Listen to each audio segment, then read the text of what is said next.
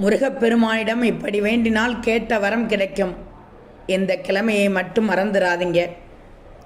தமிழ் கடவுளான முருகப்பெருமானை செவ்வாய்க்கிழமை, கிருத்திகை, சஷ்டி போன்ற விசேஷ நாட்களில் மனதார வழிபாடு செய்தால் கேட்ட வரம் கிடைக்கும் என்பது நம்பிக்கை.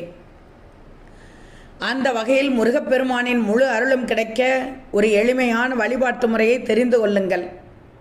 முருகப்பெருமானிடம் பலரும் பலவிதமான கோரிக்கைகளை முன்வைத்து வேண்டுவார்கள். அது நிறைவேறிவிட்டால் மகிழ்ச்சியின் உச்சத்திற்கே செல்வார்கள். ஆனால் சிலருக்கு வேண்டுதல் நிறைவேறாமல் இருக்கும். அவர்கள் அந்த வேண்டுதலுக்குரிய கிரகத்தை அறிந்து அந்த நாளில் முருகப்பெருமானை வழிபட்டால் உங்களுக்கும் அதன் பலன்கள் கிடைக்கும். இந்த வழிபாட்டை காலையில் பிரம்ம முகூர்த்தத்து நேரத்தில் செய்ய வேண்டும். நீங்கள் காலையில் எழுந்ததும் குளித்துவிட்டு பூஜை அறையில் தீபம் ஏற்றி வழிபாடு செய்யலாம். அதேபோல் மாலை நேரத்திலும் உங்களுக்கான நேரத்தில் இந்த வழிபாட்டை மேற்கொள்ளலாம். குறிப்பாக முருகப்பெருமானின் படத்தை சுத்தம் செய்து அதற்கு சந்தனம், குங்குமம் வைக்க வேண்டும். மேலும் மஞ்சள் நிற பூக்களால் அலங்காரம் செய்ய வேண்டும்.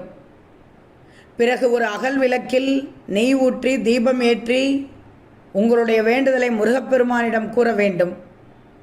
பிறகு கந்தசஷ்டி கவசம் போன்ற முருகப்பெருமானின் பாடல்களை பாடி உங்களின் வேண்டுதல்களை வைத்து தீப தூப ஆராதனை செய்து வழிபடலாம். இவ்வாறு தொடர்ந்து 6 வியாழக்கிழமை செய்து வந்தால் குரு பகவானால் ஏற்பட்ட தோஷங்கள் நீங்கி அனைத்து நன்மைகளும் உங்களுக்கு கிடைக்கும். அதேபோல் தந்தைக்கு குருவாக இருந்து பாடம் கற்பித்த சுப்பிரமணியனை வாரத்தில் வியாழக்கிழமை அன்று வழிபாடு செய்யலாம்.